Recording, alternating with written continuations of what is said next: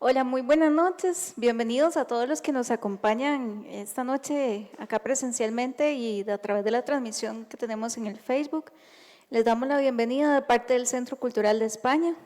En esta ocasión tenemos el agrado de presentarles el conversatorio Los unos y las otras hacia un nuevo canon post-patriarcal, perteneciente a el ciclo El Nuevo Desorden Literario.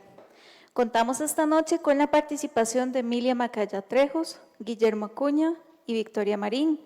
Este conversatorio fue coorganizado con Rodrigo Soto, quien también dirige el proyecto del Nuevo Desorden Literario. Esperamos que esta actividad les sea de bastante provecho. Gracias, muy buenas noches. Gracias por acudir al llamado a esta segunda charla tertulia de El Nuevo Desorden Literario. Le damos la bienvenida a quienes están aquí presentes y también a quienes a través de Facebook se conectan ahora o se conecten en el futuro.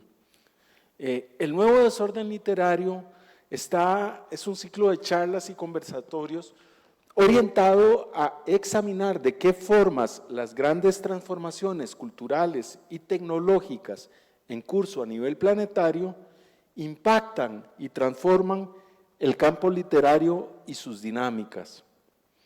En esta ocasión queremos conversar sobre el impacto que los movimientos feministas y en general todos aquellos que impugnan las relaciones tradicionales, le hace patriarcales, entre los géneros, han ejercido, ejercen y aspiran a ejercer en el campo literario.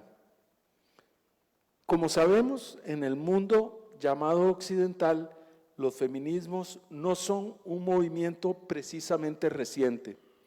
Sin considerar a los movimientos sufragistas y centrándonos únicamente en la segunda ola feminista de mediados del siglo pasado, son casi ya 80 años de reflexiones y prácticas orientadas a impugnar las concepciones y las instituciones tradicionales en esta materia con miras a emancipar a las mujeres de la sumisión patriarcal. Sin duda los logros en este campo han sido muchos. En el camino, otros movimientos políticos e intelectuales se han unido a las corrientes feministas emancipatorias en su denuncia y lucha contra las instituciones y el pensamiento llamado patriarcal, muy señaladamente los movimientos que luchan por la igualdad de derechos de las diversidades sexuales.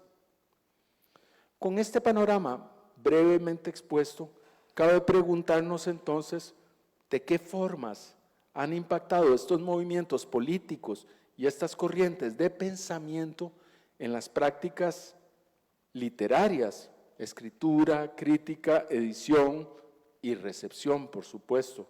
Y muy específicamente, de qué formas han transformado el llamado canon literario nacional, es decir, el relato que nos contamos de nuestra propia historia literaria con el supuesto implícito de que son esos los autores y autoras incluidos en dicho relato los que debemos leer. Para abordar esta discusión hemos invitado a 3 destacadas mujeres de letras y también a un hombre de letras no menos destacado. Emilia Macaya Trejos y Ruth Cubillo Paniagua, que desgraciadamente no pudo acompañarnos presencialmente por razones de salud, sin embargo me ha enviado unas palabras para que yo las lea en su nombre.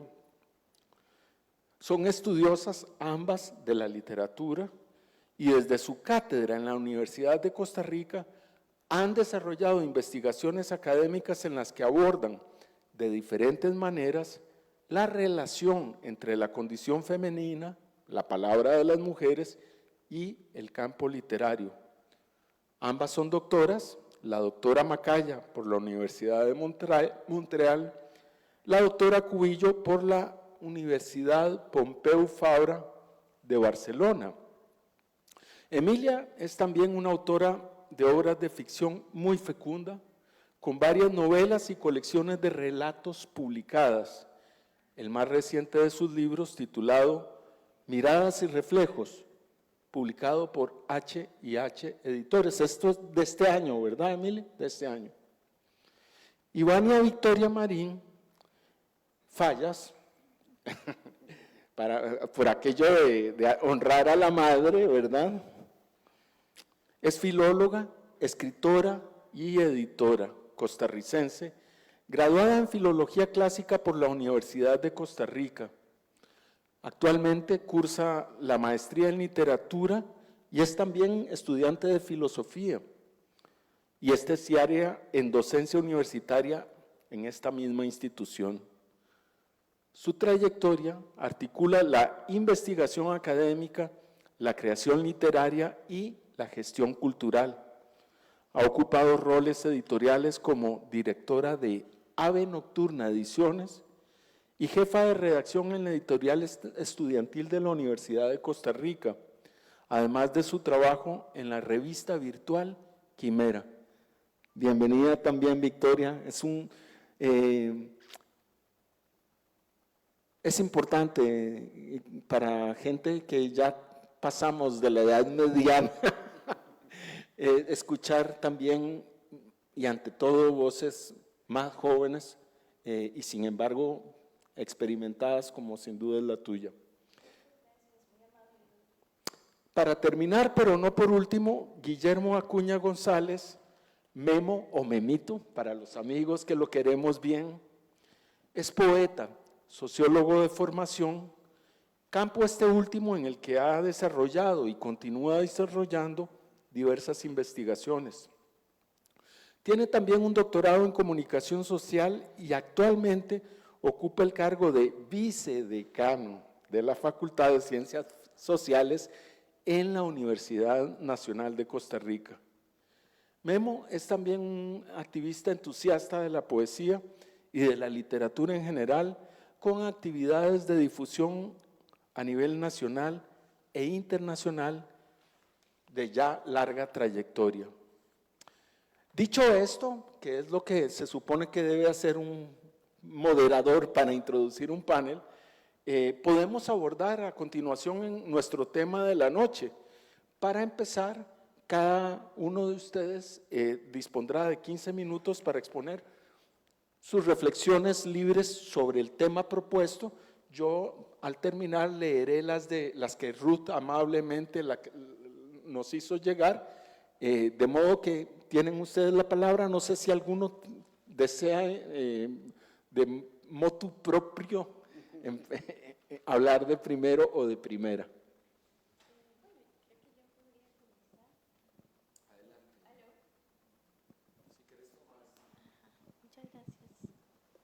Bueno, buenas tardes. Muchísimas gracias a todos por acompañarnos, a Rodrigo por la invitación y a mis compañeros de escenario en este momento. La verdad, esta charla a mí me ilusionó muchísimo porque, bueno, estoy compartiendo escenario con gente muy reconocida y además estoy abordando un tema que es importante y que muchas veces no se toca, ¿verdad? Para esta actividad pensé mucho en qué podía ofrecerles, ¿verdad? Qué podía aportar que tal vez no se hubiera dicho antes o que de alguna manera resultara también un aporte para tomar, si se quiere, cierta postura frente al canon, ¿verdad? Y a nuestros roles dentro de las instituciones literarias. Entonces, me planteé la idea de escribir sobre cómo abordar el canon a partir del pensamiento femenino, en específico de dos filósofas, María Zambrano y Anne Dufour-Mantel, y además Anne Dufour-Mantel, es que mi francés es terrible, disculpen, y también voy a hablar un poquito de Yolanda Oriamuno. Y bueno, muchas gracias Rodrigo, porque yo creo que aquí puede salir un ensayo, un artículo que voy a seguir trabajando a futuro. Entonces, también eso es una gran motivación y una gran ayuda.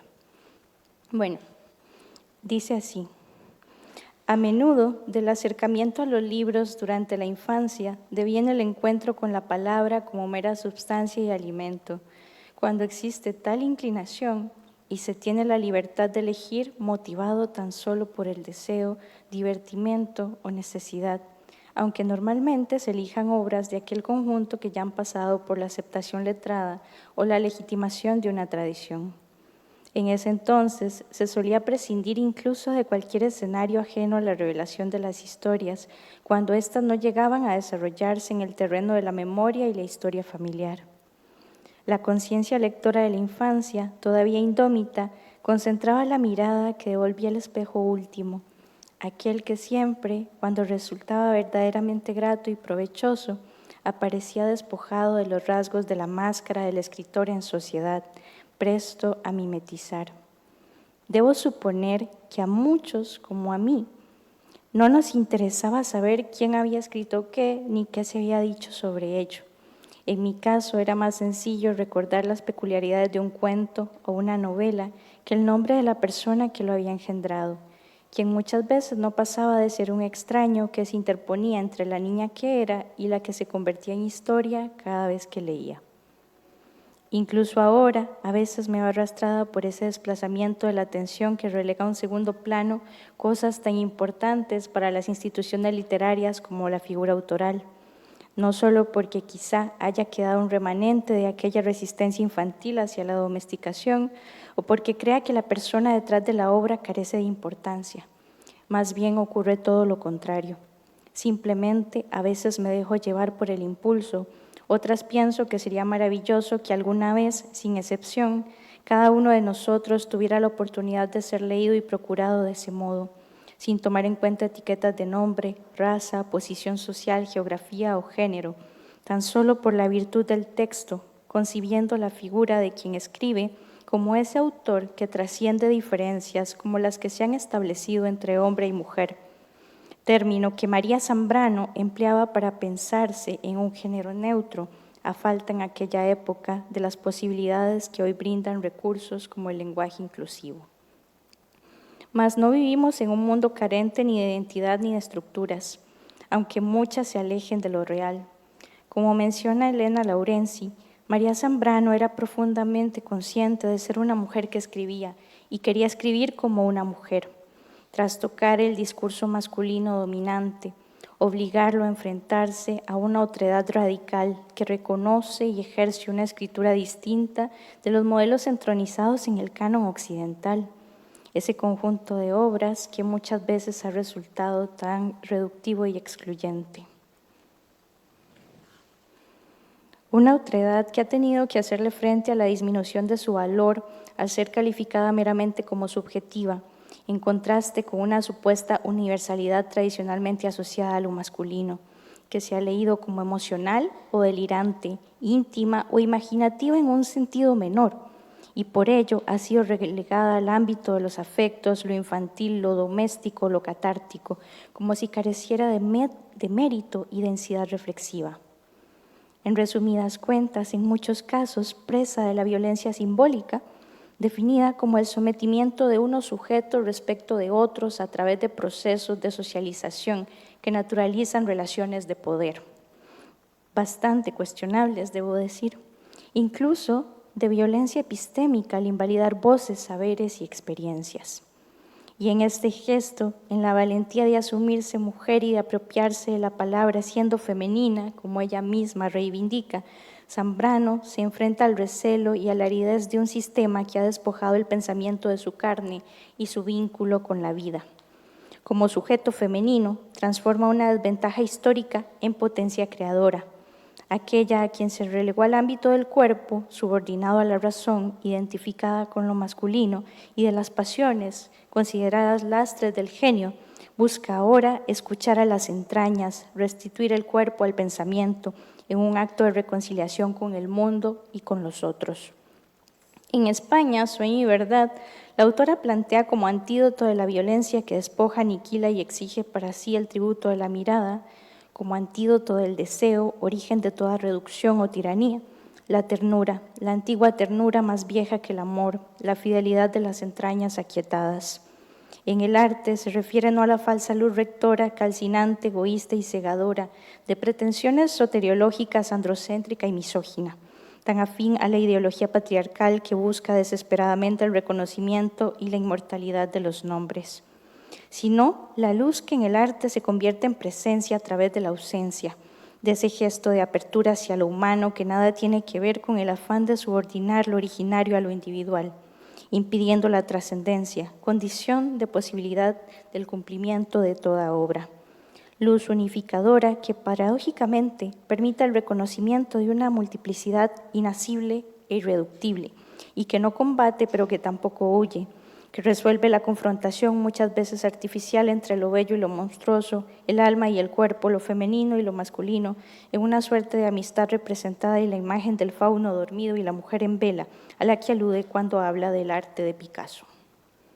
Ahora bien, para la autora, este género de ternura no parece ser incompatible con la idea de un canon, puesto que llega a mencionar que este tipo de luminosidad presente en la personalidad creadora, que en su grado máximo linda con el no ser, no es la que gesta los santos, la que gesta los santos, los héroes y los clásicos, quienes han alcanzado la perennidad incluso en vida. Lo que cambia es el enfoque, la anulación del infierno de los otros, posible gracias al abandono de toda pretensión objetivante, que podría desembocar en la anulación del otro, ese devorar del que les hablaba antes, o en la indiferencia. Sin embargo, da la impresión de que Zambrano no elude el tema de la violencia concebida como algo que se ha seguido necesariamente de la naturaleza de las cosas, la violencia epistémica, simbólica. En el mejor de los casos, como la concibe como un estadio previo a la toma de conciencia, pues identifica como desenlace del cuadro mitológico la dulzura de la mujer que no volverá a ser violada y termina su ensayo, El amor y la muerte en los dibujos de Picasso, con la frase «La paloma que se desangra en su vuelo ha encontrado la libertad».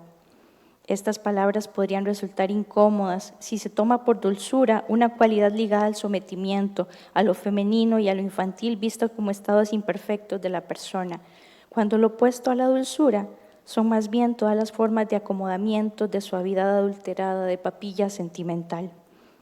Es por ello que es necesario precisar el concepto y cómo puede asociarse con la libertad y la amplitud.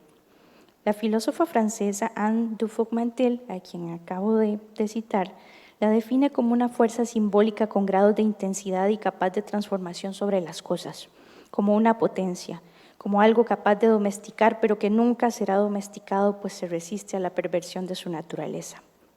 En muchos aspectos, tiene la nobleza feroz de un animal salvaje. Al parecer, sucede lo mismo con otras especies escasas, la inocencia, el coraje, el deslumbramiento, la vulnerabilidad, al margen de los conceptos examinados por la gran historia del pensamiento, la historia de la literatura y la historia de la filosofía, que muchas veces ha sido la historia de los hombres. En principio, es necesario entender que, aunque la dulzura pueda ser, por ejemplo, fundamento de una ética para la autora, no es una cualidad exclusivamente humana. Es lo que en las cosas produce el cambio y la realización de los cuerpos y las ideas, una de las fuerzas que mueve los engranajes del mundo y permite su desarrollo. Tiene que ver con la calma, con hacer ver, con la tranquilidad, la persistencia y la lentitud. Consiste en un instinto lo más cerca posible del ser que no estaría solamente afectado a la conservación de sí, sino también a la relación. A su vez, no siempre está relacionada con la norma social, que puede llegar a exigir el sacrificio de sí mismo, incluso del ejercicio de la propia voz, pues es también esta dulzura, la responsabilidad para consigo mismo, las ideas y todo lo que existe. Dufour-Mantel propone que sea entendida también como el tiempo, y yendo más allá de las imágenes mentales como movimiento en el acto y la contención, puede ser además, siguiendo a la autora, una fuerza de resistencia que suscita la violencia, puesto que no se presta para el poder ni para el sistema capitalista. a menos de que se hable de una noción edulcorada y pervertida, esa que vende libros y filosofías light, que privilegia el buenismo ante la defensa de la vida y la completitud de sus formas. La dulzura puede abarcar la rebeldía, la desobediencia y el desencanto, incluso motivar el cuestionamiento y la crítica. En relación con el canon, el ejercicio de la dulzura permitiría generar una apertura, romper con esa visión sesgada o simplemente muy conveniente para los intereses de quienes seleccionan o para el mercado objetivante, amparándose en la noción de superioridad estética y falsa naturalidad. En primera instancia, la dulzura llama a conocer y comprender de manera profunda. Propiciaría, por ejemplo, la redefinición, incluso la autodefinición y la comprensión de las letras de las periferias, más allá de las etiquetas que los centros comenzaron a utilizar para descalificarlas, pues el término periférica en arte no remite únicamente a un lugar de procedencia, sino también a una supuesta menor sofisticación y valor estético. Esto implicaría desentrañar los mecanismos de poder y cuestionar los discursos dominantes, es decir, atender a aquellas producciones que las instituciones literarias, ya sean la academia, los premios, las editoriales, la crítica especializada o incluso los espacios de divulgación, dejan por fuera. Tratar de reconocerlas por lo que son y no simplemente como expresiones concebidas para un lugar subordinado o menor, sino como obras cuya marginalidad ha sido impuesta. La dulzura supondría entonces hacer frente a esa injusticia, aun cuando ello implique el apartamiento. Significaría visibilizar y poner sobre la mesa, a través de diálogos, debates, congresos y espacios de intercambio, aquello que muchas veces no se quiere ver, como la diversidad, las experiencias desplazadas y las voces silenciadas. Pero también podría implicar ignorar las reglas del juego institucional, en la medida de lo posible, y actuar con cierta independencia. Crear medios de difusión como revistas o proyectos audiovisuales, promover espacios de encuentro no necesariamente dirigidos a un público especializado, traducir, divulgar y dar a conocer obras que trasciendan la figura de la persona autora, como diría Zambrano, sin desprenderse de su experiencia vital ni de la realidad que las gestó, marcada por una marginalidad o invisibilidad impuestas. Implica también no ubicarse del lado de la disidencia. Ya casi termino, creo que es esta página. Bueno, como 5 minutos tal vez, perdón. Implica también no ubicarse del lado de la disidencia solo de nombre, trabajando con fondos y estándares de las instituciones que rigen el canon. De esta manera, incluso sin pretenderlo, se estaría generando una presión capaz de romper la burbuja y subvertir la dicotomía del poder. Por otro lado, trabajar con dulzura en beneficio de la cultura y el arte no solo sería dar cabida a cuanto tema y discurso que haya sido relegado se pueda, sino tomar conciencia de las virtudes de las obras, del trabajo y la dedicación que conlleva escribir, evitar la rapidez, las ansias por ser reconocido y producir aceleradamente, que solo pueden desembocar en ruido o imitación. De esta manera, los que defienden el hermetismo del canon no podrían decir que se procura su apertura, como han dicho, de los esfuerzos del feminismo, por resentimiento simple y llano, sin mérito. Así pues, actuar con dulzura consiste no solo en dar lugar a la incorporación de nuevas voces o temas en el ámbito cultural, aceptar y procurar su transformación y actualización, sino también procurar la maduración y el trabajo reflexivo. En ese sentido, dulce podría ser, por ejemplo, y en el contexto costarricense, el libro Revenar de Max Jiménez. Yolanda Oreamuno lo describe como aquello de estar enhebrado, sentirse untado de una costra de buenos modales y ver sobre una mesa bordada de cosas incomibles y elegantes, un pedazo de pan blanco y un vaso de agua clara para la sed de cosas buenas y para el hambre de cosas francas. Ahora bien, no nos engañemos pensando que por más admirable y atrayente que pueda ser la dulzura de Anne o la ternura de María, otra especie de dulzura, o incluso el tipo de dulzura que en la obra de Max Jiménez describe Yolanda, es capaz de acabar con la mediocridad, el egoísmo, la violencia, la ignorancia, la injusticia o la brutalidad, pues aunque en muchos casos les haga frente, suele ser rechazada en su estado más prístino y pese a su vocación de iluminar y conectar, a menudo exige de la persona un apartamiento, que esté dispuesta a pasar por insignificante, loca, criminal o idiota. De acuerdo con Dufour-Mantel, los dulces suelen ser también héroes trágicos, pues su presencia actúa como el evento revelador y activador de los demonios del otro. También en relación al genio, demanda el sacrificio de la soledad para su maduración, y no de cualquier soledad, sino de aquella que colinda con la muerte, como bien señala Yolanda Oriamuno, ella tan dulce en su refinamiento, en sus exigencias para con su obra, en su ser indómito, a veces tan cercano y tan distante. Al hablar de su vocación por la escritura y su empeño en la sublimación del genio, en su correspondencia dice: el genio es allá donde se rompen las medidas, donde tú estás solo, absolutamente solo, y no te sirven las palabras de los otros, ni sus sonrisas, ni siquiera su amor. Es estar cohabitando con la muerte en todos los sentidos, es no poder conjugar con los demás. Es horrible ser ángel. Por otro lado, sería ingenuo pensar que los mecanismos de poder dejarán de privilegiar a unos en detrimento de otros, a veces no de manera deliberada, sino por ignorancia o simple pragmatismo. Tampoco parece probable que nuestras sociedades dejen de entronizar la eficacia, la rapidez y la rentabilidad, valores que hoy atentan contra la dulzura. Entonces, cualquiera podría preguntarse, ¿por qué arriesgarse a ser dulce? Pues porque, parafraseando a Dufour-Mantel, la dulzura permite abrir la vida, la libertad mediante el conocimiento de uno mismo, de los otros y el cuestionamiento de nuestras propias dinámicas, porque es una condición de subsistencia en el mundo, porque al sustituir la lógica del deseo por la de la necesidad, es hacer de crecer, de extenderse, de desplegarse y aplastar a otros, surge una fuerza sin límites capaz de tocar tanto lo visible como lo invisible, y en ello hay, además de esperanza, un profundo placer.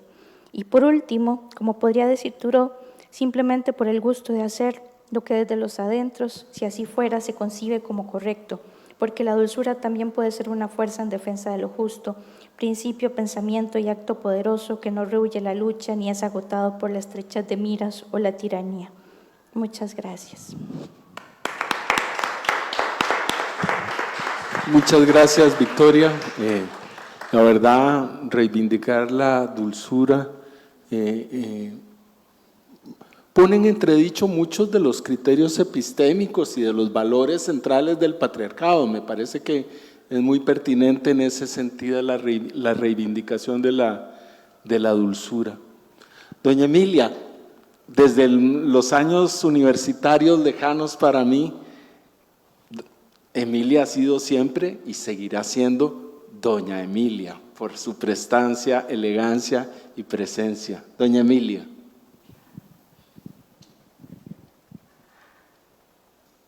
Si no, sale este. Ya, muchas gracias. No se vale el sonrojo, ¿verdad? Gracias, Rodrigo. A ver, estoy en la edad de ajustar cuentas con la vida. Ojalá sin deudas. Eso sí, cuando me corresponda, que espero que falte lo necesario. Y una cuenta pendiente es hacer notar el gran aporte de las luchas por las reivindicaciones de las mujeres. Una y otra vez, en todos los ámbitos, más aún en estos tiempos que corren. Hablar de las reivindicaciones femeninas nunca sobra. Y ahora todo lo que podamos decir estará haciendo falta y más. Es por esa razón que acepté la cordial invitación que me hizo Rodrigo Soto, para participar hoy aquí. En fin, quiero arrancar señalando el aporte de los feminismos y la gran deuda, al menos por parte de la cultura occidental, con lo que significó la irrupción de esos movimientos. Además, es bien conocido que desde hace bastantes años mi perspectiva vital y crítica se centra en la llamada escritura de las mujeres. ¿Existe una escritura femenina con rasgos propios? Y si es así, ¿solamente las mujeres la hemos podido y la podemos practicar? Aclarar esas cosas nos llevaría a otros terrenos y a mucho tiempo más del que tenemos aquí. Aunque puedo realizar un brochazo final relativo a estas afirmaciones al concluir mi intervención. Es oportuno ahora, creo, partir de dos preguntas. ¿Qué teníamos las mujeres a nuestro haber o no haber? La primera, ¿y dónde hemos llegado? La segunda, lo que teníamos. En cuanto a la definición y al acceso al poder, se instituyó desde el albor de los tiempos la organización patriarcal. Hago recuento de lo que llamo el triunvirato masculino de los orígenes sagrados. Acudo, pues, a los libros sacros fundadores, con base en un Dios Padre que crea el mundo, un pater familias que por delegación divina constituye las sociedades y fija las leyes, a los que se une finalmente el poeta, también en masculino, que con su palabra dispensa fama y heroicidad. No estoy inventando nada, estoy remitiendo al maravilloso libro de Sandra Gilbert y Susan Gubar que se llama La loca del ático. Y pues mi aporte al pasar por todas estas maravillosas consideraciones es hablar de ese triunvirato masculino, porque en efecto me parece mucho más adecuada la expresión por lo contundente. ¿Sí?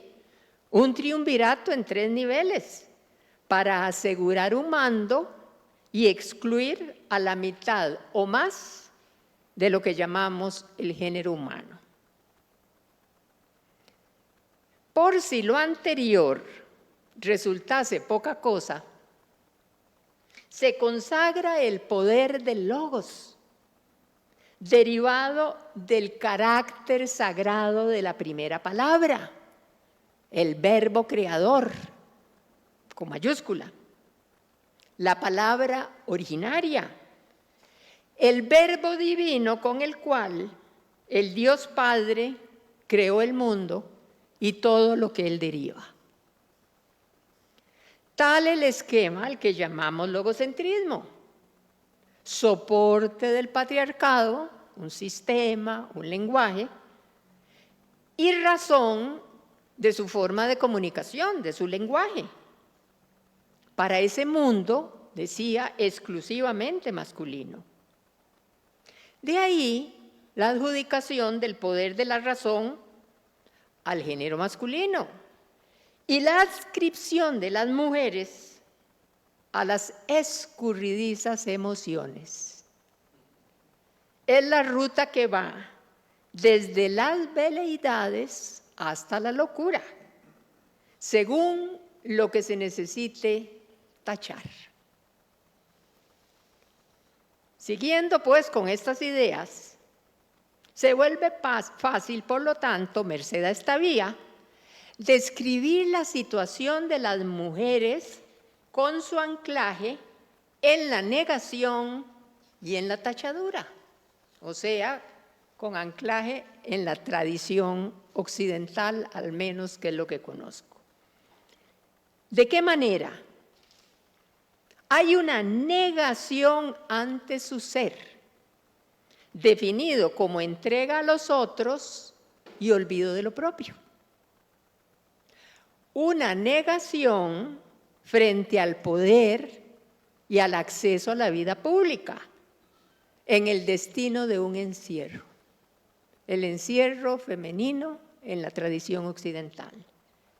Y una negación ante el lenguaje, excluidas ellas, las mujeres, de la posibilidad de nombrar y nombrarse, que es todavía más peligroso.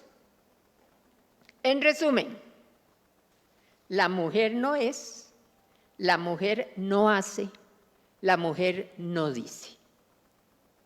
Sin embargo, nada nuevo les estoy contando, simplemente resumí los archiconocidos 3000 años de historia que nos anteceden. ¿Y dónde hemos llegado? La segunda parte. A este punto es al que quería arribar. A los grandes cambios en los paradigmas vigentes provocados por la rebelión de las mujeres ante ese estado de cosas que las excluía. Movimientos que, obligado a señalarlo, si bien mostraron esbozos más o menos marcados en diferentes momentos a lo largo de la historia y casi desde siempre, he de decir, toman forma y adquieren fuerza a partir de los decenios finales del siglo XIX. Un momento muy notorio es toda la acción de las sufragistas, por ejemplo. Y esa es la deuda que quiero señalar. Cuantas veces sea necesario, en referencia a lo que se ha llamado, con justicia, la única revolución realmente exitosa en el que fue el pasado siglo XX. La rebelión, la revolución de las mujeres. Deuda de la que disfrutamos por igual todas las personas que habitamos en el reino de este mundo. Ahora bien, de las múltiples transformaciones, conviene tomar las que se acercan al tema que hoy nos convoca, el desorden literario actual, en buena medida culpa nuestra, culpa femenina. Señalo algunos rasgos o detalles interesantes, el tiempo no da para más y estoy muy consciente de los 15 minutos. Desde la asociación Mujer igual locura, una de las etiquetas diseñadas para inmovilizar, podemos observar que a fin de cuentas el tiro salió por la culata.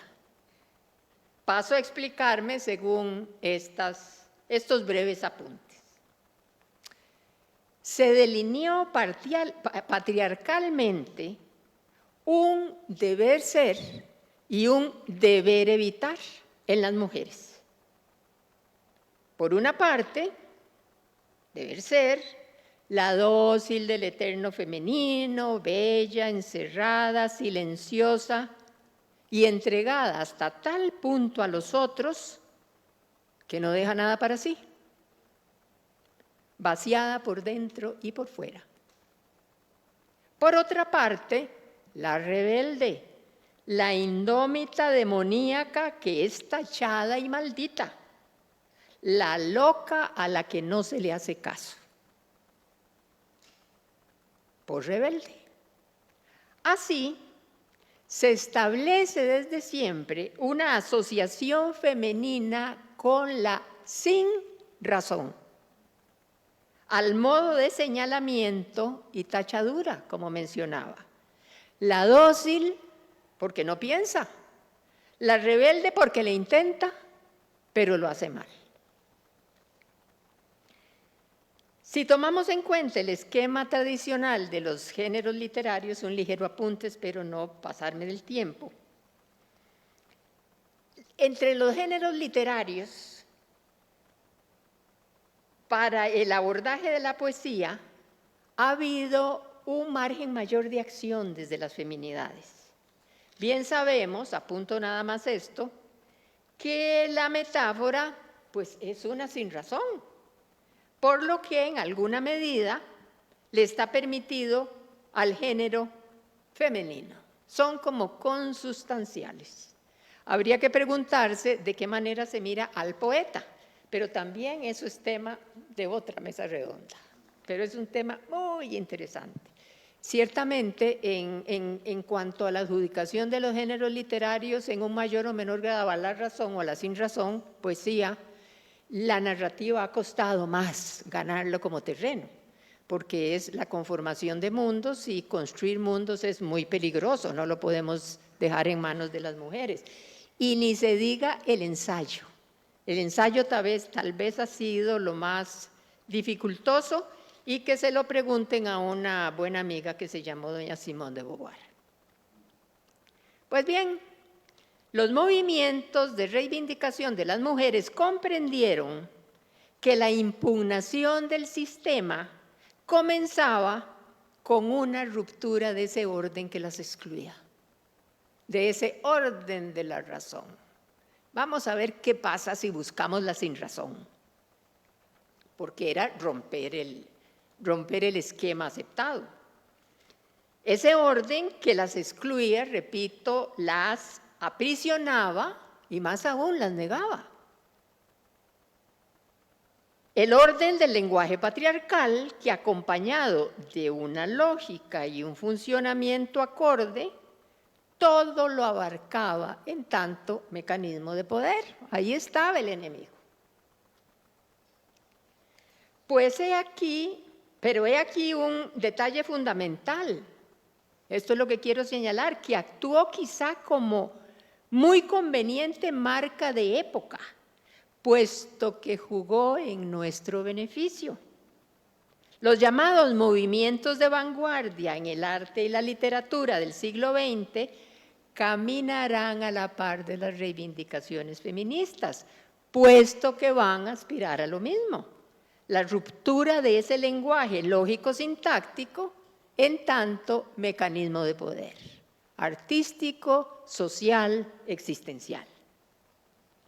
La novela del fluir de la conciencia, el monólogo interior y en general los llamados movimientos de vanguardia asentados en el siglo XX han propiciado y provocado la ruptura de la lógica imperante, de ese dominio exclusivo de lo racional para dar cabida al reino de las represiones, como reprimidas estaban las feminidades hasta ese momento, a lo instintivo, a lo inconsciente, a lo onírico, todo aquello que había sido tachado de no racional, de loco, y que nos había sido asociado desde los albores de los tiempos.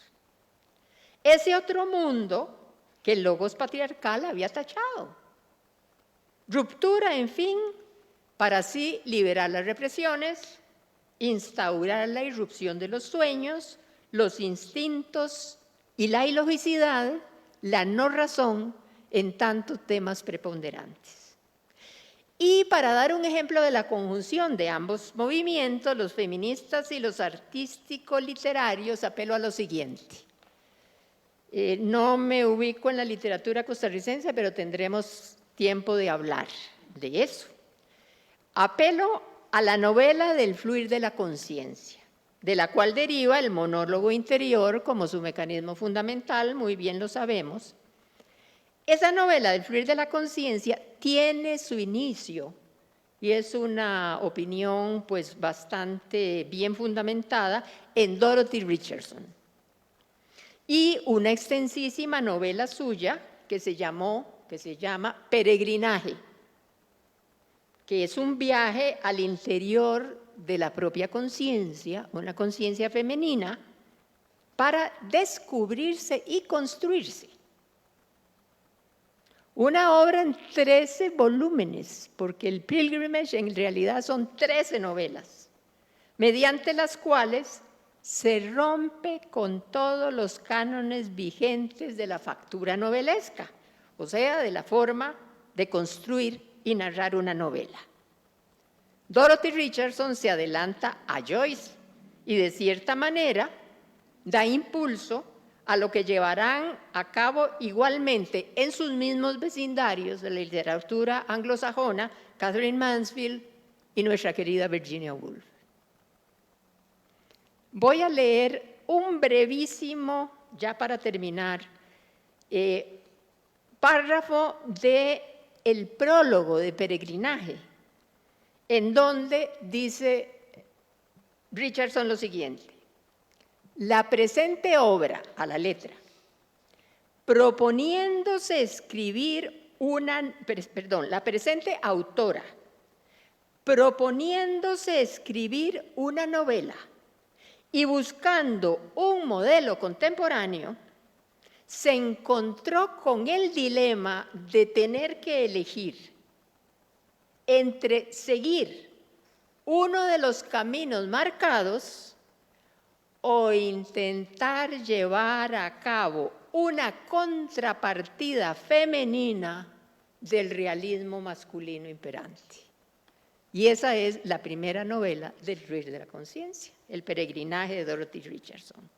Y de ahí caminamos a todo lo que sigue.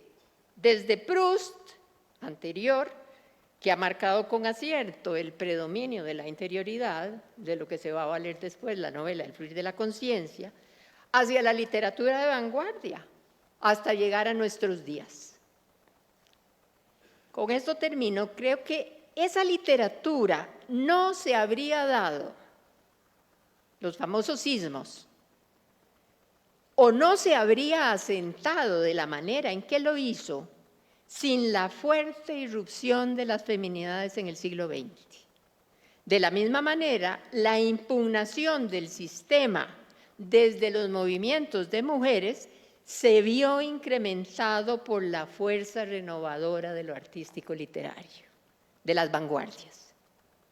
Ruptura del orden establecido y de las represiones y logicidad y nuevos ritmos, nuevas melodías que signan esa escritura ligada a las mujeres. El discurso de las feminidades. Los nuevos discursos en un nuevo lenguaje. Y no olvido la promesa del brochazo final. Aquí va. Un lenguaje y un discurso asociado a las feminidades, pero al alcance de todas las personas. Garro, Elena. Lispector, Clarice. Rulfo, Cortázar, Yolanda Oriamuno en nuestro medio. Y ¿por qué no? También el realismo mágico, nuestro sello especial en el siglo pasado. Un nuevo ímpetu ligado a las mujeres, pero no en exclusividad. Pues para abordarlo, basta con la osadía de atreverse a mirar de otra manera el mundo. Muchas gracias.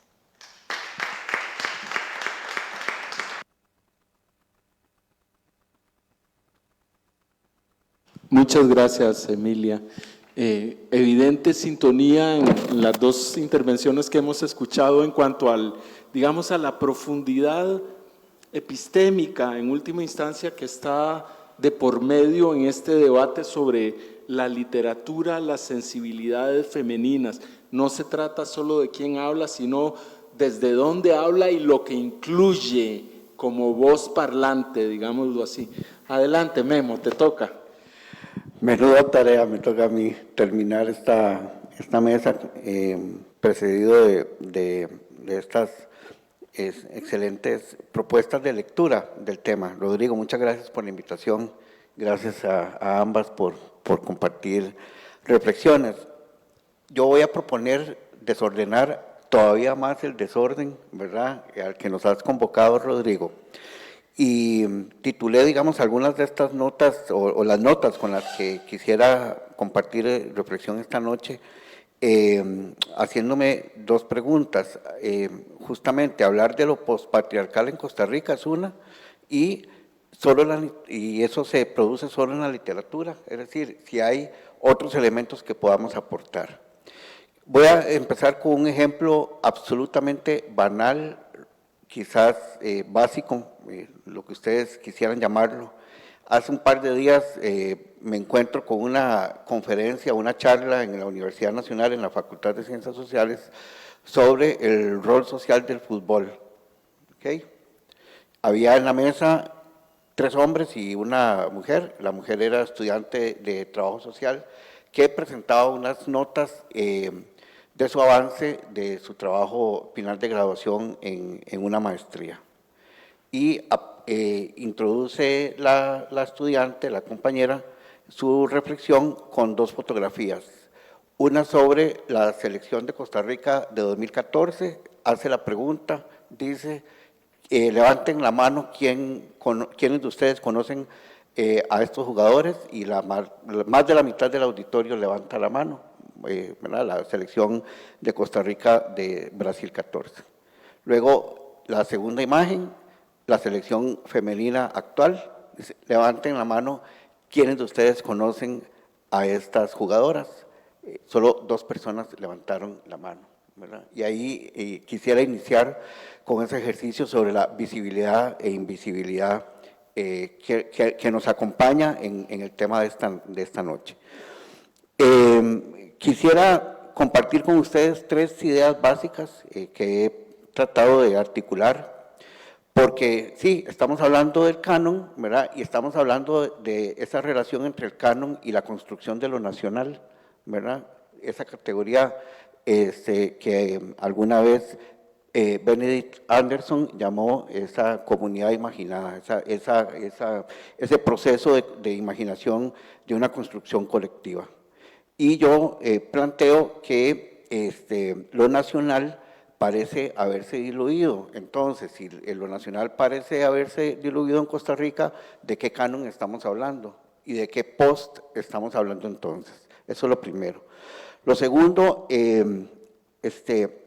voy a hacer mías unas palabras absolutamente contundentes que le escuché hace unas semanas a mi querida Shirley Campbell Barr en la inauguración del Festival Interuniversitario del Libro, de la Feria Interuniversitaria del Libro en la Universidad Nacional, en la que palabras más, palabras menos, Shirley dice, si saben cómo me pongo, ¿para qué me invitan? ¿Verdad? Una cosa así. En realidad lo que planteaba Shirley en ese momento era un cuestionamiento a las ferias del libro y a las estructuras universitarias como dispositivos culturales de exclusión, ¿verdad? Y se permitió hacer ese ejercicio de reflexión. Quisiera aportar 2 o 3 líneas que Shirley planteaba en ese momento. Y termino con tal vez una pregunta introductoria sobre cómo pensar en un canon literario postpatriarcal, si acaso, al decir de Álvaro Rojas en ese texto, quizás uno de sus textos más directos, ¿verdad? Una india de Pacaca, en su último libro, Mentir la vida, ¿verdad? Álvaro se pregunta si hay literatura costarricense, o sea, si pensar en una literatura costarricense en la actualidad es una tarea posible. Y me parece, digamos, terminar a partir de algunas preguntas sobre ese tema, porque tiene que ver justamente, me parece a mí, en un modo complementario con lo que ambas han expuesto. Voy con lo primero, y me voy a permitir hacer una licencia desde la sociología política costarricense, llamando a una de las personas más inquietantes de la ciencia social en los últimos años en Costa Rica, que ya lamentablemente no está con nosotros y nosotras, y que en un día como hoy es absolutamente urgente su presencia y su análisis. Esta relación entre canon y lo nacional, para mi gusto, es evidentemente la base epistemológica desde la cual se construye un relato dominante en la literatura. Creo que ha sido así a través de la historia, y me parece que en Costa Rica, digamos, ha tenido sus ejercicios de periodización a lo largo de la historia reciente. Sin embargo, eso que llamábamos o que llamamos lo nacional parece haberse diluido. Si yo hago el ejercicio de preguntar en esta audiencia, ¿verdad?, ¿a qué estamos llamando lo nacional? Hoy, 7 de mayo de 2026, en la antesala del un 8 de mayo contingente, no sé qué más llamarle al 8 de mayo que vamos a vivir mañana, ¿verdad? Eso que llamábamos lo nacional hasta hace algunos años, ¿de qué estamos hablando, verdad? Entonces, me gustaría aquí convocar a mi querido amigo, profesor, director en su momento de una institución en la que trabajé muchos años, querido y recordado Carlos Ojo Joando, ¿verdad? En su texto que escribe hace 15 años y que para mi gusto hay que actualizar, ¿verdad? Porque Carlos dejó esa lectura sobre la desigualdad en Costa Rica en esa fecha, en el 2010, y me parece que 15 años después parecieran haberse pulverizado muchas de las categorías que Carlos incluyó, pero que de alguna manera adelantó en su momento.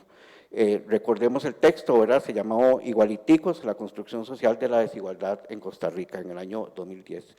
Y Carlos señalaba que las bases de una cultura fundante, cuando señalaba, ¿verdad?, que las bases de una cultura política fundante y representativa de cierta imagen de horizontalidad e igualdad habían sido la convivencia horizontal, la tolerancia y el pacifismo, ¿verdad? Perdón. Árbol de Navidad, corazón rojo. Perdón. ¿Cómo se llama? Rodrigo sabe que hay una situación, hay una contingencia, pero espero que no sea eso lo que está convocando esta llamada familiar. Perdón, no te preocupes. Es una situación delicada que estaba. Sí. Entonces, pero bueno, aquí seguimos. Convivencia horizontal, tolerancia y pacifismo. En el primer caso, en el caso de convivencia horizontal, decía Carlos, podría interpretarse como una represión cuidadosa de cualquier desigualdad, podría interpretarse como una represión cuidadosa de las diferencias sociales, una especie de autorización para la semejanza simbólica que diluye cualquier desigualdad en una idea de vínculo primario, lo costarricense. Entonces, ahí entramos al tema de estas desigualdades, las desigualdades de género, las desigualdades sociales, las desigualdades territoriales y así otras formas de desigualdad que Carlos imaginaba y que ahora, digamos, en el terreno de lo empírico, en el 2026, estamos viendo un ejercicio todavía más agudo, más ácido, ¿verdad?, de ese proceso que Carlos imaginaba hace 16 años. Entonces, para él, lo costarricense, lo nacional, era un intento, digamos, de inclusión, ¿verdad?, pero también de disolución de esas diferencias. Y aquí es donde entramos en ese terreno de reflexión sobre, ¿verdad?, cómo pensar en ese canon, si lo nacional, si lo costarricense parece haberse empezado a diluir. Entonces, lo costarricense y lo nacional tenderían a eso. Sin embargo, lo nacional costarricense pareciera haberse diluido y con ello el canon que lo representaba. Entonces, la pregunta es acá, si esa disolución de ese canon que representaba lo nacional pareciera haberse concretado, el otro canon, ¿verdad?, del que estamos hablando esta noche, que es el canon que podría incluir a los otros y a las otras, ¿verdad? Entonces, pareciera, digamos, que habría que hacerse preguntas sobre su existencia, ¿verdad? Un poco en la línea como más crítica, digamos, sobre un momento, de qué estamos hablando cuando hablamos de ese canon postpatriarcal. Si tiene sentido seguir hablando de lo nacional y del canon en este contexto. Exactamente. Entonces, la pregunta, que creo que ya la hemos enunciado, ya la han enunciado las compañeras, es ¿quién enuncia, desde qué espacio de poder y simbólico, y qué es lo que enuncia? Y además, ¿qué proyecto nacional podría vincular a qué actores de ese canon hegemónico y cuáles serían sus contrapartes? Uno podría decir, bueno, en este ejercicio de identificar los contrapartes, que es donde podríamos ahí incluir a ese canon postpatriarcal, podríamos incluir algunas voces disidentes, ¿verdad?, inclusive algunas disidencias de las identidades sexuales que han empezado a trabajar como colectivas y colectivos en los procesos literarios. Otra vez estamos hablando del vallecentralismo, ¿verdad?, porque fuera del Valle Central pareciera que estas estructuras orgánicas tenderían a desaparecer o a no ser tan sistemáticas y tan reconocidas, ¿verdad? Entonces, bueno, con esto, digamos, esta primera idea que Carlos Sojo me ayudó como a pensar un poquito en esta relación entre el canon y lo nacional. Voy con el segundo conjunto de reflexiones que quería compartir con ustedes y que A propósito de las exclusiones de los unos y de las otras del canon predominante, desarrolló la querida Shirley Campbell Barr en la inauguración de la Feria Universitaria del Libro en la Universidad Nacional hace unas semanas. Yo les invito a que busquen ese texto, porque es un texto absolutamente, ¿verdad?, directo, conmovedor, tal y como es ella en su poética y en su reflexión como activista además, y como estudiosa del tema de la inclusión de las poblaciones afrodescendientes. Y entre las ideas que compartió Shirley esa tarde, me quedo con tres que para mi gusto fueron relevantes y que de alguna manera se acercan a la reflexión que tenemos esta noche. Decía Shirley en alguna parte de su reflexión que la literatura justamente es aquel campo de conocimiento que contribuye a hacer visible lo invisible, ¿verdad? Y que da voz a los que no tienen voz. Y justamente ella se situaba en ese momento desde su subjetividad y decía, yo estoy aquí porque hay una historia que me precede, pero estoy clara y estoy absolutamente consciente que es un privilegio, ¿verdad? Y entonces ayudaba un poquito a pensar desde a dónde, ¿verdad? ¿Quién enuncia qué? ¿Cómo lo enuncia? ¿Dónde lo enuncia? ¿En qué espacios los enuncia?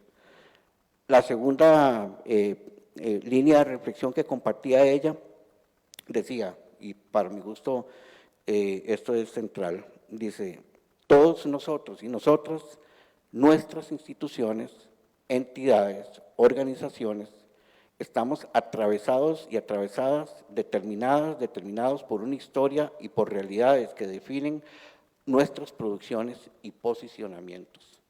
Para mi gusto, esta reflexión es central para pensarnos hoy como proyecto nacional, ¿verdad? O como proyecto de lo nacional o de lo costarricense y complementariamente pensar en si existe, digamos, esa escritura costarricense y su contraparte, digamos, en estas formas post, ¿verdad?, de las que estamos hablando esta noche. Tercera línea de reflexión que me pareció vital, la justicia epistémica permite cuestionar el canon tradicional y una única historia, la universal, ¿verdad?, que a propósito de lo que vos decías, Victoria. Valora otras estéticas y las valida. A propósito del tema del espacio de comunicación que acompañamos, el año pasado tuvimos la posibilidad de hacer un ejercicio de acompañamiento con un proyecto que se llama Voces de Fuego, que justamente incluye voces disidentes, ¿verdad? Que es un proyecto que anima este espacio que a mi gusto no solo es literario, sino político, que es el Slam Poetry Costa Rica, ¿verdad? Ahí está en la plataforma, en la plataforma de ellas y de ellos, y también en el espacio que nosotros impulsamos todas las semanas. Y bueno, finalmente, y para cerrar estas breves reflexiones, que me parece que son complementarias a las que ambas compartieron esta noche, a propósito de eso que Álvaro Rojas se preguntaba en ese texto, ¿verdad?, en ese cuento, en esa crónica sobre la India de Pacaca, ella decía lo siguiente, él decía lo siguiente, existe o a partir de sus reflexiones me hizo preguntarme si existe una literatura costarricense que tenga canon hoy. ¿Existe un cuestionamiento de ese canon vallecentralino, blanco, heteronormativo hoy? Y si existe, ¿es orgánico, es político, es contingente, es emergente, es sostenible? Hoy se traduce en subjetividades y colectividades políticas. Hoy es disidente. ¿A qué es disidente? ¿Y qué dispositivos culturales, usando el ejercicio de reflexión de Foucault, qué dispositivos culturales utiliza para esa resistencia? Buenas noches.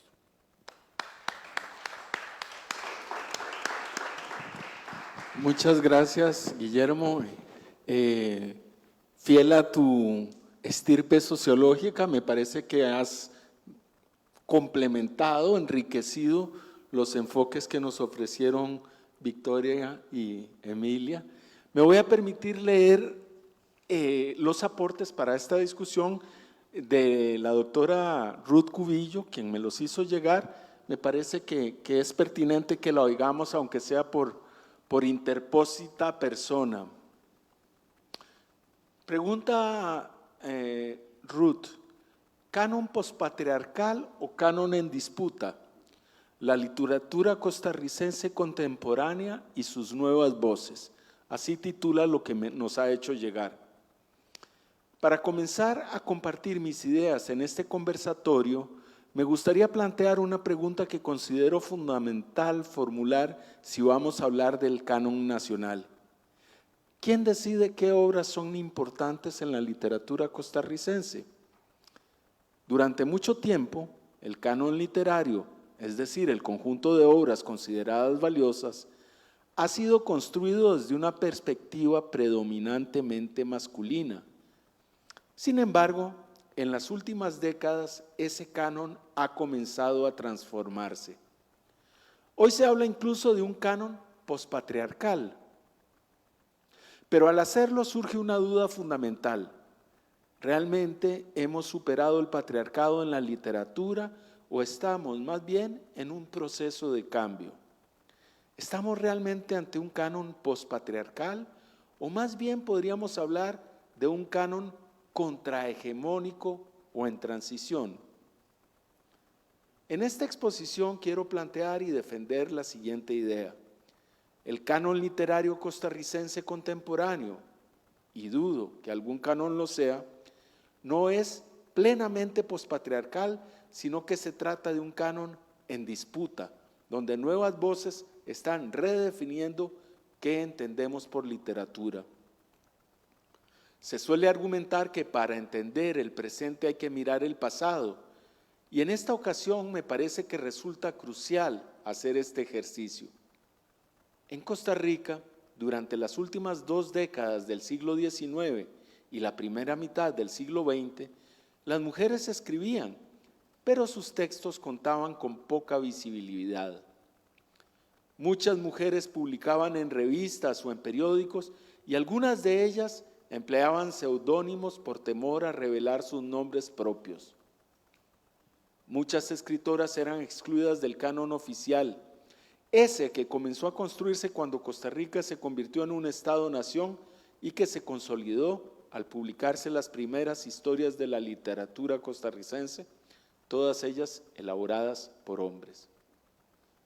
Con el tiempo, figuras como María Isabel Carvajal, Carmen Lira, Yolanda Oriamuno y Eunice Odio fueron incorporadas al canon oficial, pero muchas veces de forma sesgada o tardía.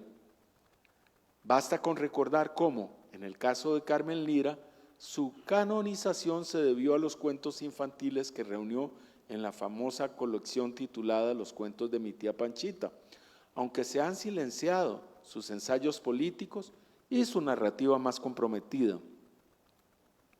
Aquí me gustaría hacer un pequeño paréntesis para contarles que en la Escuela de Filología de la Universidad de Costa Rica, 2 colegas y yo hemos emprendido la titánica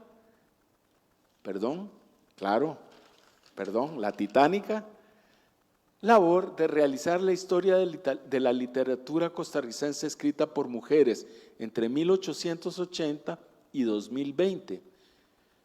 La primera parte del proyecto consiste en elaborar una base de datos que incluya todos los textos literarios, poesía, novela, cuento y teatro. Ojo que no está mencionado el ensayo de doña Emilia, publicados por mujeres en ese periodo. Esta base de datos ya está bastante encaminada y es enorme, pero sabemos que aún muchos nombres deberán ser incluidos. La segunda parte del proyecto consiste en escribir con una perspectiva histórica, diacrónica, esa historia de la literatura costarricense escrita por mujeres que todavía no se ha escrito y que consideramos tan necesaria. Y finalmente, en la tercera parte del proyecto, escribiremos un volumen que analice de manera monográfica diversas temáticas relacionadas con la literatura costarricense escrita por mujeres. Por ejemplo, literatura fantástica y de ciencia ficción, subjetividades, identidades de género y cuerpos, maternidades, migraciones, literatura racializada, entre otros. Si alguna persona está interesada en conocer un poco más acerca de este proyecto, me pueden escribir al correo y ofrece su correo. Aquí cierro el paréntesis. Retomando lo que planteaba sobre el canon, es muy importante tener en cuenta que el canon no es fijo, sino que se trata de una construcción histórica que puede cambiar y cambia constantemente.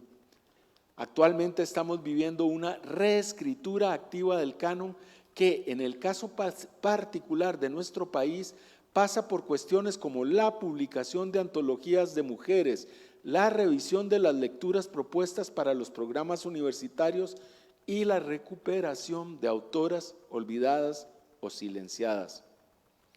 En este sentido, podemos mencionar como dato relevante el reconocimiento de autoras como Eulalia Bernard o Shirley Campbell Barr, quienes introducen una perspectiva afrodescendiente que antes estaba ausente en la literatura costarricense.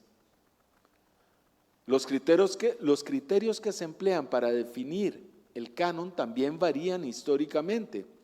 Hoy en día no solo importa la calidad estética, y lo pongo entre comillas porque se trata de una categoría sumamente subjetiva y variable, sino que también importan la experiencia, la identidad y la memoria. Considero que uno de los caminos más importantes que se han introducido en la literatura costarricense contemporánea es el lugar que ocupa el cuerpo. En el canon tradicional, el cuerpo de la mujer frecuentemente era representado como un objeto y era descrito desde una mirada masculina, mientras que en la literatura contemporánea el cuerpo se convierte en voz propia y se habla de deseo, maternidad, violencia o enfermedad. Esto es muy visible en autoras como Ana Istarú. Aquí la literatura escrita por mujeres no solo cuenta historias, sino que reclama el derecho de esas voces a narrarse a sí mismas. Por otra parte, el canon contemporáneo se ha vuelto más diverso, pues incluye voces afrodescendientes, aunque aún echamos en falta la inclusión de la producción literaria de mujeres indígenas o chinas, por ejemplo, voces provenientes de fuera del Valle Central y voces con distintas identidades sociales, de género y sexuales. Esta diversidad creciente nos permite introducir en este punto el concepto de interseccionalidad, que propone tomar en cuenta de manera simultánea y entrecruzada elementos como el género, la raza, la etnia y la clase social.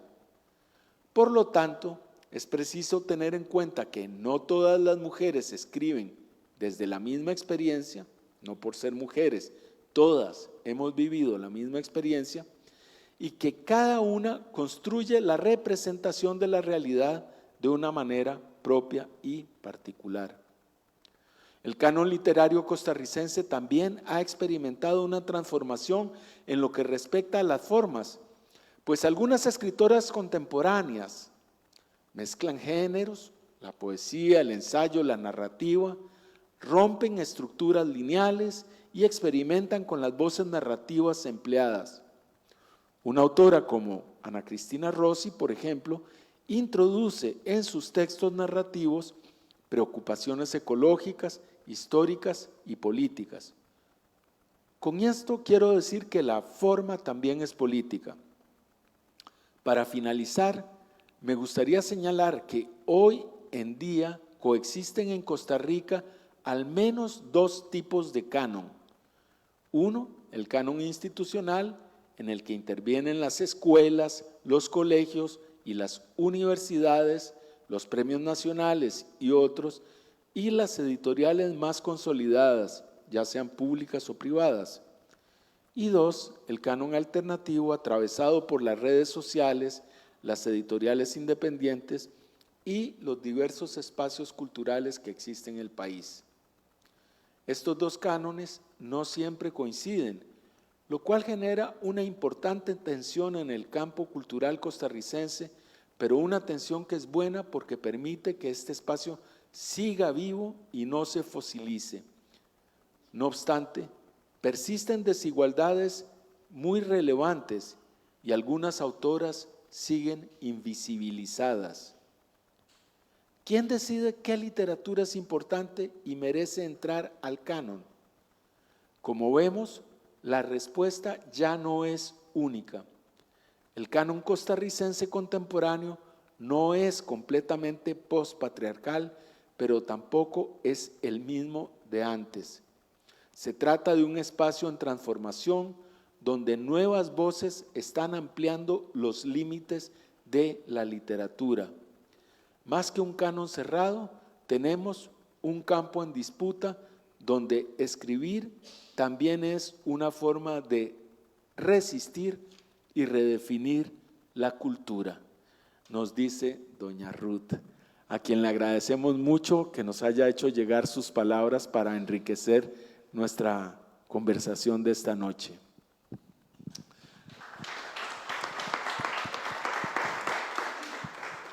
Muy bien, yo me voy a permitir, porque las tres intervenciones fueron, cada una aportó lo suyo, pero sí echo de menos alguna reflexión de Emilia, específicamente sobre Costa Rica.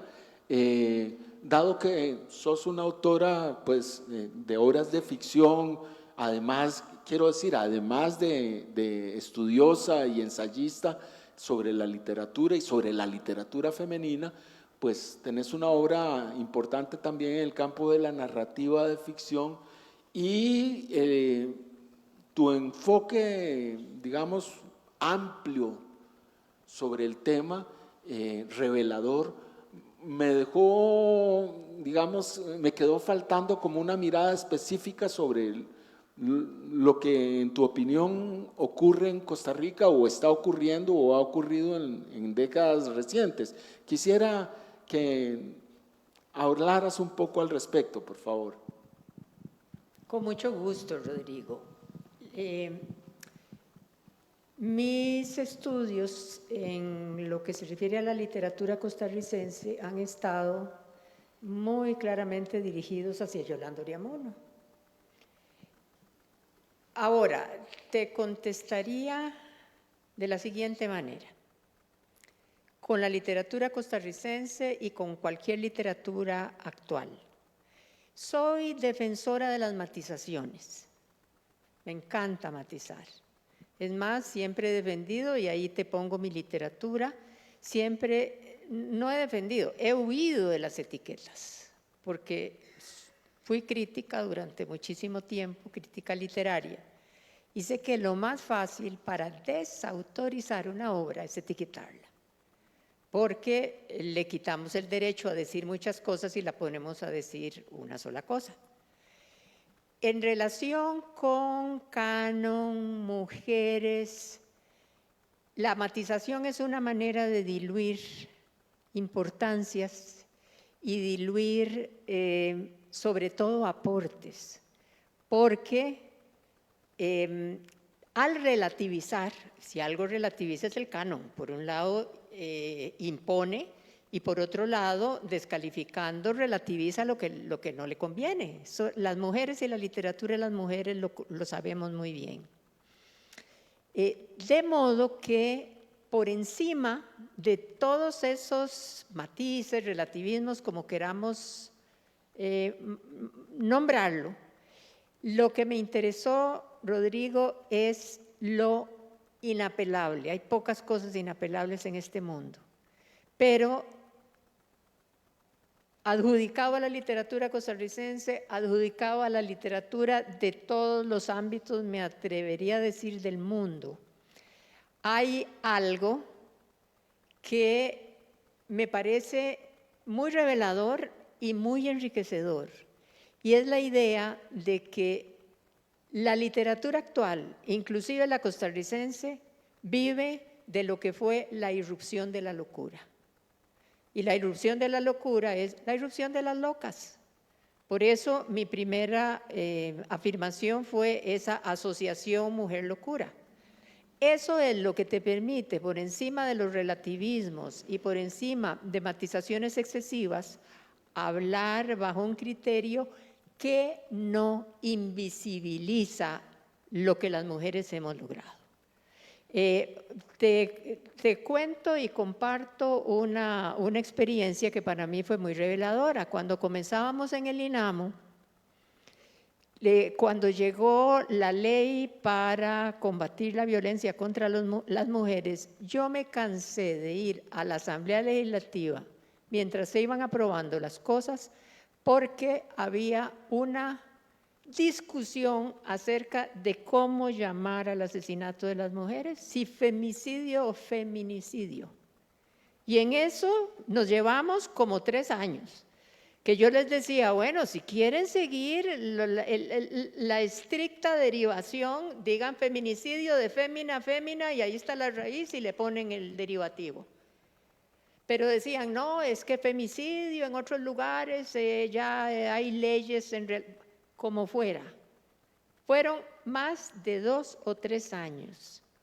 Eso es la trampa de los relativismos en cuanto a reconocer la fuerza de las reivindicaciones femeninas. Y desde ese punto de vista es que he querido recurrir, porque siempre el llamado es hacia relativizar. Las conquistas, no. Las conquistas han sido muy claras y eso está, por ejemplo, Yolanda Oriamuno, si ya remitimos a algo y no quiero tomar más tiempo, pero para abonar en beneficio de lo que te inquietó. Yolanda Oriamuno la mortificaron en su tiempo diciendo que se parecía a Teresa de la Parra, que se parecía a María Luisa Bombal y la Mortajada. Basta tomar la ruta de su evasión para ver que la introducción de monólogo interior a su manera en la ruta de su evasión ni en Latinoamérica había sido tan claro en el momento en que lo hace Yolanda. ¿Por qué? Porque si lo vemos desde ese punto de vista, la irrupción de la locura en el discurso es inapelable. A eso me refería, ¿ves? Por no relativizar, porque el relativismo es una trampa a la hora de ver las conquistas de las mujeres. Y hay cosas ya inapelables. Eso es lo que me parece que hay que rescatar. No sé. Muchas gracias, Emilia. Claro, claro. Sí, esa sin razón que en última puede liberarnos a todos, porque es darle campo darle espacio y voz a todo lo reprimido, no solo en las mujeres, sino también en los hombres, desde luego. Victoria, quería preguntarte a vos, digamos, desde una perspectiva heredera ya de varios corrientes, de varias generaciones feministas, sí desde tu posición generacional, desde el lugar donde estás situada vos en el contexto literario costarricense, no hablo en abstracto, si este tema de la reivindicación de la feminidad, de las voces femeninas o de la feminidad como una voz o como una sin razón en última instancia o como otra razón, si sigue teniendo una relevancia que es la que le está dando Emilia en este conversatorio, o si eso se considera ya territorio ganado y las jóvenes autoras están mirando en otras direcciones. Bueno, muchas gracias, Rodrigo. Para responderle, en realidad creo que definitivamente no se puede considerar todavía territorio ganado, porque hay muchos prejuicios todavía asociados a la feminidad. He escuchado comentarios despectivos, por ejemplo, de hombres hacia otros hombres que le dicen al que quieren denigrar, usted escribe como mujer. Y de eso es algo que vi de manera reciente, ¿no? Y sí, hay hombres que escriben desde una feminidad, pero eso no tiene por qué ser algo negativo, ¿verdad? Jamás. En mi caso, sí he sentido un cuestionamiento porque se me ha dicho que mi literatura es muy intelectual, ¿verdad? Entonces yo no puedo evitar pensar, a un hombre le dirían lo mismo, ¿verdad? Es muy fuerte. Y bueno, eso sería lo que te podía responder de momento. Gracias. Memo, tenés derecho a decir lo que te plazca. ¿En respuesta o simplemente sé que tenés cosas que decir? No, vamos a ver, a propósito de la locura, no sé por qué me empezó a resonar una figura de la literatura hondureña que hay que estudiar, me parece, ¿verdad? Que hay que seguir la pista, que se llama Juana Pavón, que le llaman Juana la Loca. Yo invito a que la sigan. Ya ella no está, digamos, ¿verdad? Ella no se ha, pues hace años murió, pero era una figura literaria de las disidencias, Juana Pavón, Juana la Loca, y además performateaba mucho, digamos, su disidencia en Tegucigalpa, ¿verdad? Entonces, había gente que la seguía, había gente que se distanciaba de ella, pero, digamos, tuvo ese rol, una especie de anticanon, ¿verdad?, literario en Honduras. Creo que, me parece que si uno rastrea, digamos, en Centroamérica, digamos, estas figuras, podría hacer un registro, una especie de genealogía, ¿verdad?, relacionada con lo que vos decís sobre este aspecto de la locura y cómo digamos, se acerca a rupturar. Quería decir otra cosa, pero ando con la memoria un poquito distraída. Gracias, gracias. Tenemos algunos minutos para darle la palabra a las personas que quieran formular alguna pregunta o hacer alguna intervención a propósito de lo que hemos venido conversando. Creo que quedan bastantes cosas en el margen por limitaciones de tiempo. Está claro que el canon es una construcción discursiva desde el poder y en esa medida me parece que justamente está en cuestión, me hago eco un poco del enfoque que nos propone Ruth en ese sentido y agregaría yo que en buena hora está en cuestión porque eso implica… Es una etiqueta, exactamente. Bien, tal vez alguien tenga algo que decir. Sí, adelante. Me voy a medir. ¿Te vas a Medir. medir? Aunque vea, apunté. Todo lo que hablaron está aquí. Yo tengo un cuestionamiento que ahora cuando mencionó lo de Ruth Angulo con respecto a la racionalización. El canon tiene que ver también con mucho de esa cuestión de la racionalización, pero me imagino que es en general dirigido hacia el desliz que hay entre grupos sociales y étnicos, ¿verdad?, de razas. Entonces, cuando hablamos de literaturas, y lo he visto en los talleres que he estado dando últimamente y en otras partes, lo he visto, no hay un concepto claro de qué es la literatura afro. Y aquí voy a ser muy clara y muy tajante. La literatura no es descendiente, como tampoco no es descendiente, ni tampoco lo somos los afrocostarricenses. Y en eso se lo digo siempre a todo el mundo. Nosotros también formamos parte de esta historia de la identidad nacional, pero nos llaman afrodescendientes y ¿qué es lo que hacen con eso? Borrar nuestra identidad, nuestro derecho de hablar y nuestro derecho de pensar. Claro, todo esto es una etiqueta, tienen razón, y es una etiqueta en donde las mujeres han tenido un papel preponderantemente fuerte. Ahora hablaron de Eulalia Bernard y de Shirley Campbell. Yo le voy a hacer una pregunta que es un ejercicio que le he estado haciendo a mis estudiantes y llevan 0. yo creo que me van a echar de ese curso hoy. ¿Cuántas escritoras afrocostarricenses existen? ¿Cuántas somos? ¿Cuántas son? No sé, no tengo por qué saberlo, no estoy obligado. Ah, ese es el punto. Tampoco ¿verdad? sé cuántos escritores chino-costarricenses hay. No, hay solamente dos. Blancos. Hay solamente dos chino-costarricenses, dos. Y tampoco cuántos mestizos. Son un montón ustedes. Somos 21 escritoras afrocostarricenses. Y nacemos a partir de 1921. ¿Quién las conoce? No nos tomamos el tiempo para eso. Pero yo le digo a usted, hay una escritora afrocostarricense que estaba tan loca, que le decían la negra judía. Y la volví a saber y encontraba todo de judío. Pues sí, judía y jodida. Y fue una de las mayores discursantes, la que le escribió gran parte de los discursos a que es el dueño de Liberty Hall, y que se fue con él después a los Estados Unidos y fundó en los Estados Unidos la MoMA. Es costarricense, pero nadie dice eso.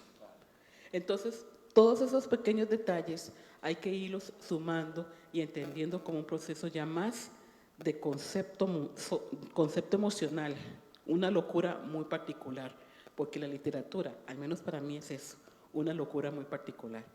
Cada uno tiene su propio estilo de locura, cada uno tiene su propio estilo de enfrentamiento. Entonces, eso era.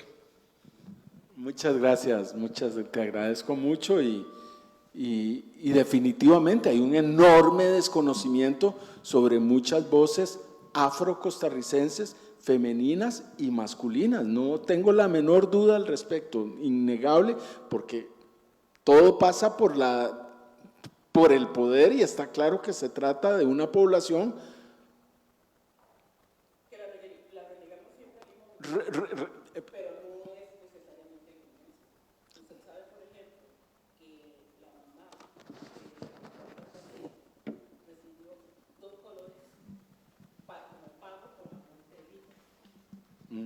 Pero el dueño de la cuadra esclava para la que ellos estaban trabajando, para la que ellos serían dueños, el dueño de la cuadra esclava que los mandó a pelear en nombre de las libertades ajenas, recibió 8 colones por cada uno de los esclavos que mandó a luchar contra William Walker. Ahí empieza una historia. Perdón, pero en 1856 no Bueno, había esclavitud en Costa Rica. Claro que sí. Claro que sí. Bueno, vamos a dejar esa discusión para otro momento porque sí, realmente sí. ¿Alguien más? Gracias, muchas gracias. Sí, por favor.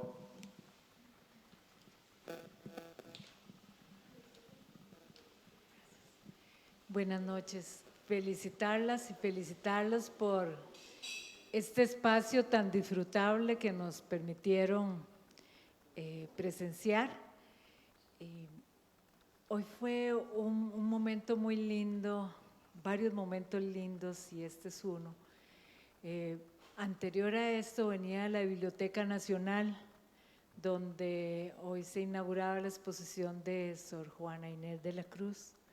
Muy recomendada, realmente entrañable y está grabado en el Facebook de la biblioteca por si les interesa acceder, pero vale la pena ir a verlo, realmente es un deleite.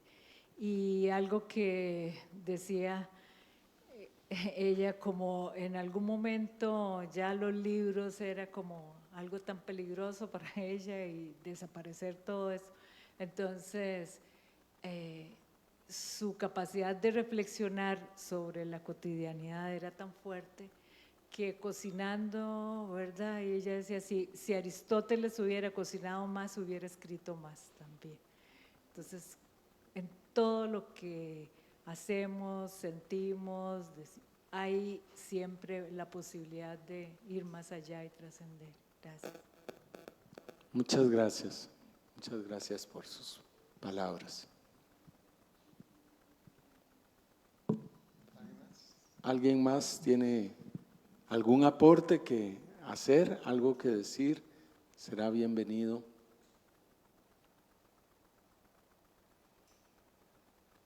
Bueno, pues, si no… parece que sí.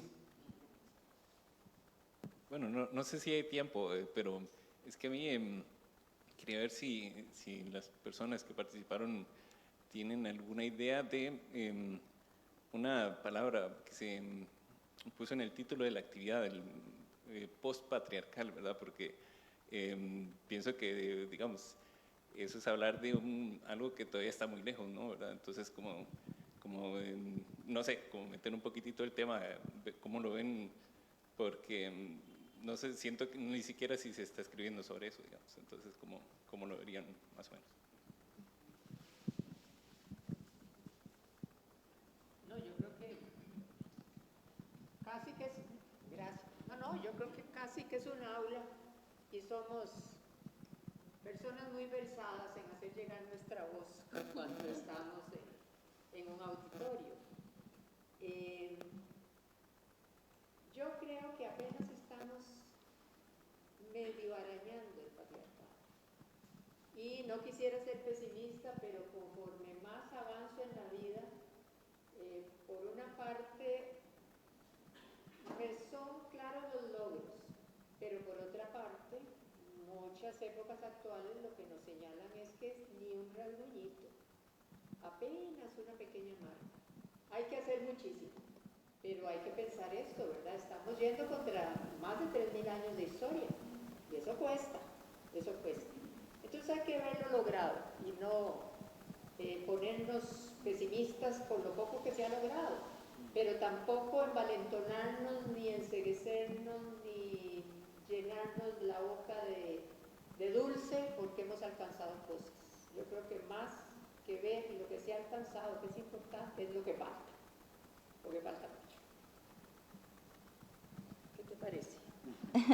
Bueno, en realidad yo opino lo mismo que usted, y ahora que mencionaban el tema, pensaba también en otro tipo de escritura, que es la escritura filosófica, y ahí definitivamente la influencia del patriarcado es enorme, no solo en la manera en la que se hace filosofía, ¿verdad? Porque todavía, a pesar de que todo el mundo conoce a María Zambrano, o casi todo el mundo, su pensamiento no se discute casi.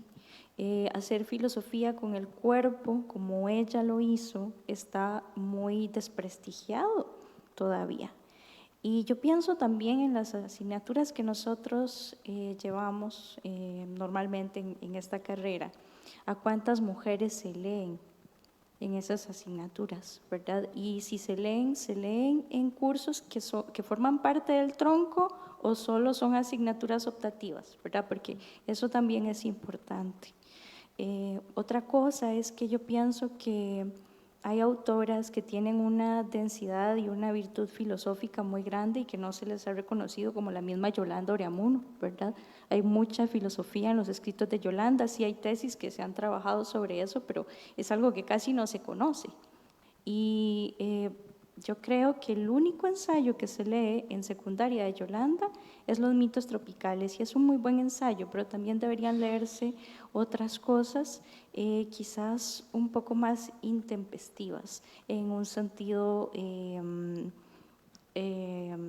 como racional, por así decirlo, porque es que ella escribe con el cuerpo, se nota, pero también es muy racional. Entonces, yo creo que todavía falta, ¿verdad? Pero de ahí estamos en la lucha. Gracias. Por ejemplo, un paréntesis, el ensayo sobre la educación de las mujeres, que es extraordinario y que, bueno, es todo un filón de posibilidades. Y lo escribe cuando tiene 21 años.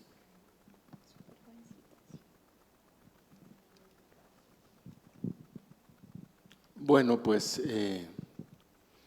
hemos escuchado hablar un poco acerca de la dulzura como un criterio para cuestionar una lógica férrea que se nos impone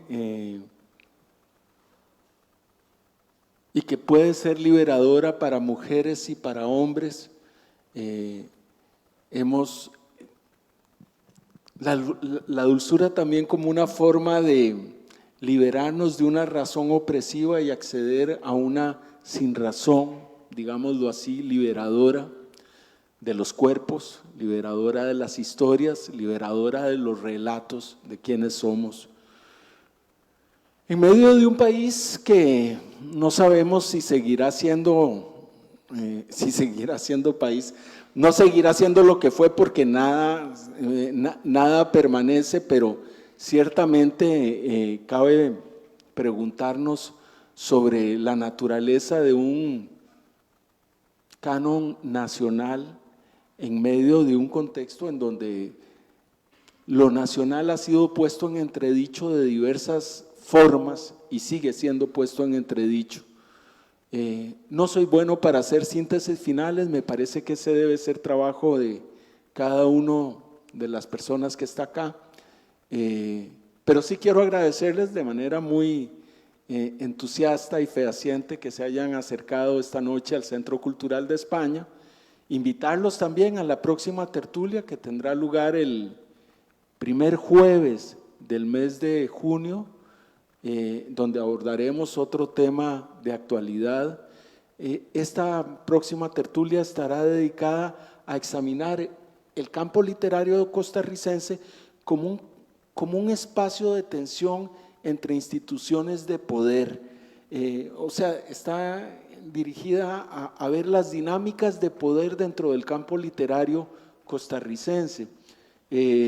Esperemos que haya bastante polémica, confrontación y pleito para que no sea solo en Facebook. Quiero decir, vale la pena hacerse presente para que la gente diga lo que tiene que decir, porque vemos muchas quejas al respecto, pero hay pocos espacios para abordar eso en una discusión más o menos articulada como la que hemos tenido la noche de hoy alrededor del canon literario postpatriarcal, que nos deja preguntas, nos deja incertidumbres, nos deja también algunas certezas importantes, y espero yo que ustedes queden también con deseos de seguir asistiendo a estas tertulias literarias del Centro Cultural de España.